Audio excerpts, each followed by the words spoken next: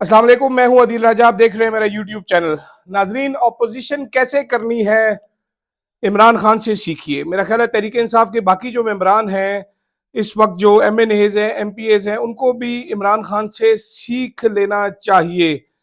आज इमरान खान की ये जो स्ट्रगल है, जो रेजिलियंस है, इसके लिए एक और अहम दिन ऐसे भी है कि आज जुनेद अकबर साहब मालाकंड से, जो MNA है तहरीक इंसाफ के, उनको पब्लिक अकाउंट्स कमेटी का चेयरमैन नामजद कर दिया गया है। ये वही जुनेद अकबर साहब हैं जो PDM-1 के दौर में बार बार गिरफ्तार किए जाते थे और वो एक ही बात कहते थे कि मुझे जान से भी मार दोगे तो मैं इमरान खान का साथ नहीं छोड़ूंगा। जुनेद अकबर साहब ने कि इस इलेक्शन ने साबित किया है कि अगर आप लड़ना चाहें तो लड़ सकते हैं, कितना ही फाशिज्म आपके सामने क्यों ना हो। इमरान खान साहब भी यही बात साबित करते आ रहे हैं कि जनाब जो मर्जी कर लो, इमरान खान को फर्क नहीं पड़ता। साथ साथ बात करूंगा, क्या peoples party, Pakistan peoples party नई MQM बन चुकी है? हालात और वाकयात से तो यही लगता है। मैं मिसालें भी दूंगा कि क्यों, कैसे बिलावल भुट्टो साहब एक नए फारूक सत्तार से बन चुके हैं इस वक्त, उस पर बात करेंगे। साथ साथ पंजाब की परेशानी, पंजाब में जो परेशानी है, कुछ खबरें हमारे तक आई हैं, उन पर भी बात करते हैं। सबसे पहले एक वाकये से शुरू करते हैं नाजरीन। एक दफा अरशद साहब ने करना था इमरान खान का इंटरव्यू। पुरानी बात बता रहा हूं, तो अरशद साहब के इंटरव्यू नॉर्मली वो इंटरव्यू में बहुत ज्यादा बहसो मुबाहिसा गेस्ट के साथ नहीं करते थे। अपने जो वन ऑन वन इंटरव्यू, तो कोशिश करते थे कि चीजें ज्यादा से ज्यादा निकलवाई जाए। उन्होंने क्या कि उन्होंने इमरान खान की किताब जो उन्होंने लिखी हुई थी वो उठा ली, इमरान खान के जो सारे आर्टिकल्स है वो उठा लिए। मुझे कहा, अली की ड्यूटी लगाई कि जी इसके बयानात इमरान खान के सारे निकाल के मुझे भेजते चले जाओ। अगले दिन जब हम इंटरव्यू के लिए निकल रहे थे, बनीकाला जाना था, तो टीम पहले चली गई। अरशद साहब की गाड़ी थी, मैंने गाड़ी निकाली, मैं ड्राइव कर रहा था। अरशद साहब तैयारी कर रहे थे, सवालात पढ़ रहे थे, मेरे साथ बहस कर रहे थे। तो कहते हैं मैंने सारे बयानात, इमरान खान ने जो पॉलिसी गाइडलाइंस अपनी किताब में लिखी हुई है और जो बयानों में रिपीट करता रहा है, वो सारी मैंने मार्क कर ली हैं, उन्हीं पे सवालात करूंगा। आज देखते हैं कि कितना चेंज हुआ। इंटरव्यू के बाद अरशद साहब कहते थे, this guy has not even change a single line on policy, he is still on the same lines। इसीलिए वो आप एक अरशद साहब का बहुत ही पुराना इंटरव्यू, 15-20 साल पुराना इंटरव्यू इमरान खान के साथ क्यों था, प्रोग्राम का नाम गालिबन दुनिया टीवी का, वो देखते हैं और आज की स्टेटमेंट देखते हैं। एक ही अरशद साहब ने उस टाइम पे कह रहे थे। तो इमरान खान साहब भी अड़े हुए हैं एक ही बात पर। मेरी इतलात के मुताबिक इमरान खान को स्पेस देने की बात नहीं की जा रही, इमरान खान से स्पेस मांगी जा रही है।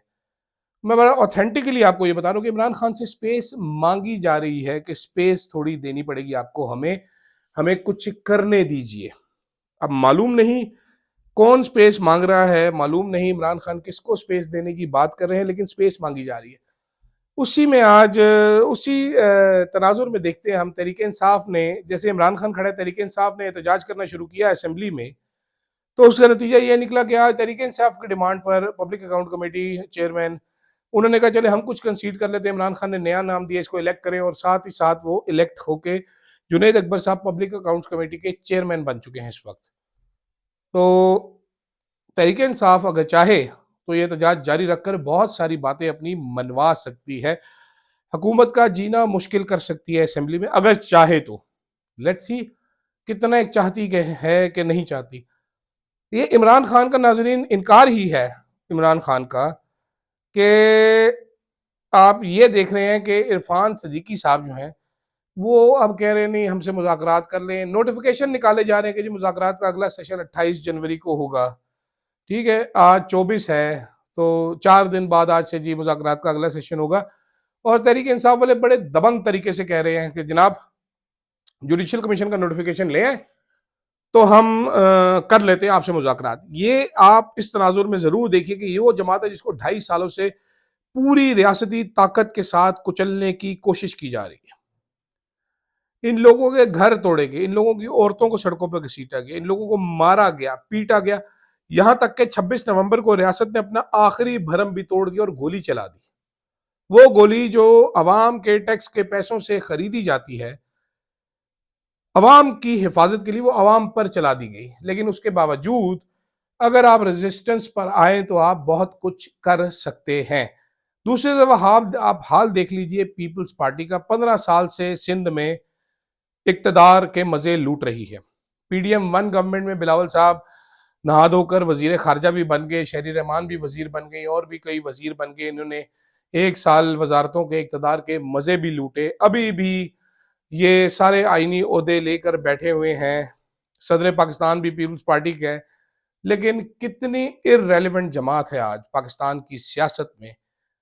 مجھے نہیں یاد پڑتا کہ میرے پاس کبھی کوئی ٹاپک بھی ہوا ہے پیپلز پارٹی کو ڈسکس کرنے کے لیے۔ پیپلز پارٹی کا گیسٹ اگر کسی پروگرام میں نہ آئے تو خیر ہے، آپ میرے کہنے پر ذرا میجر ٹی وی چینلز کو دیکھیے گا، 1 مہینے کے پروگرامز یوٹیوب پہ نکال کر دیکھ لیجئے، کتنوں میں آپ کو پیپلز پارٹی کا کوئی گیسٹ نظر آتا ہے۔ مین اسٹریم ٹی وی چینلز پر بھی کوئی نہیں لیتا، کیونکہ ان کو معلوم ہے کہ سیاست میں ان کی اوقات کیا رہ گئی ہے۔ آج میں دیکھ رہا تھا پیپلز پارٹی کی سی ای سی کا اجلاس تھا، مجھے ہنسی بھی بڑی سخت آئی اس پہ۔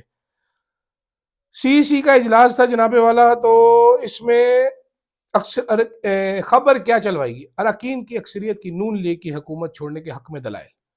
اراکین کی اکثریت چاہتی ہے کہ نون لیگ کے ساتھ اتحاد پیپلز پارٹی کے ساتھ کو تباہ کر رہا ہے، جانتی ہے۔ اراکین کی اکثریت نے فوری طور پر حکومتی اتحاد سے نکلنے کی رائے دے دی۔ نون لیگ پیپلز پارٹی کی رائے کو اہمیت نہیں دے دی۔ ذرائع اگر اتحاد میں رہے تو عوام میں کیسے جائیں گے آپ؟ ویسے بھی نہیں جا سکتے۔ نون لیگ کے ساتھ اتحاد میں رہ کر ان کے غلطیوں میں شریک ہو رہے ہیں، یہ غلطیاں ساری آپ کی بھی ہیں جناب والا۔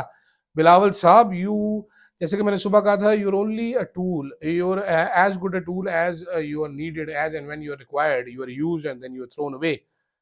آپ ہر غلطی میں قصوروار ٹھہرائے نہیں جا رہے، آپ ان کے ہر گناہ میں شامل ہیں، اور یہ آپ کے لیے گناہ بے لذت نہیں، آپ اس کے پورے مزے لے رہے ہیں، آپ پوری قیمتیں وصول کر رہے ہیں۔ یہ جو ٹکرز تھے، یہ پڑھ کے مجھے ایم کیو ایم یاد آیا۔ ایم کیو ایم اکثر ماضی میں اتحاد میں ہوتی تھی اور ساتھ ساتھ ہر ہفتے ایک میٹنگ کرتی تھی، ایم کیو ایم ناراض ہو جاتی تھی، پھر ایم کیو ایم مان جاتی تھی آدھے گھنٹے بعد۔ تو یہ جو خبر چلوائی گئی، یہ بھی وقتی شور شرابہ ہے۔ پیپلز پارٹی کی نہ اتنی جرت ہے، نہ پیپلز پارٹی کی اتنی طاقت ہے کہ وہ حکومتی اتحاد سے نکل سکے، نہ ان کی اتنی اوقات ہے کہ وہ ایسا کر سکیں۔ وہ وہی کریں گے جو ان کو کہا جائے گا۔ کبھی ماضی کی لبرل جماعت ہوگی، میں نے ان کا بہت اچھا ٹائم شاید نہیں دیکھا ہوا، کبھی ماضی کی بہت طاقتور جماعت ہوگی۔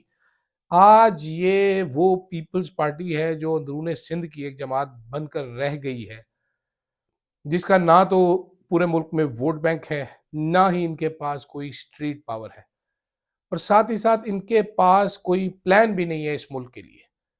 ان کے پاس صرف ایک پلان ہے، آصفہ کو فرسٹ لیڈی بنانا ہے، بلاول کو کچھ بنانا ہے، 4-5 کرونیز میں عہدے بانٹنے ہیں، اس کے علاوہ کچھ بھی نہیں۔ وہ شیخ رشید صاحب کہتے تھے نا کہ پیسٹری چور چلے گئے تو بیکری چور آ گئے، تو کوئی پیسٹری چور ہے، بیکری چور ہے، معلوم نہیں کیا کیا لوگ ہیں، لیکن اتنے ارریلیونٹ جماعت، یقین کریں میں نے اتنے نیشنل لیول پہ ایسی جماعت جس نے 3 دفعہ اس ملک پر حکومت کی ہو، آج اتنی ارریلیونٹ ہے۔ یہ مفاہمت جو ہوتی ہے نا، مفاہمت، اس کے اور اقتدار کی خواہش، یہ آپ کو اس جگہ پر لا کر کھڑا کر دیتی ہے۔ دوسری جانب دیکھیے، ایک بندہ بیٹھا ہوا ہے اڈیالہ جیل میں، جس کو اس کی انکار نے کس بلندی پر پہنچا دیا۔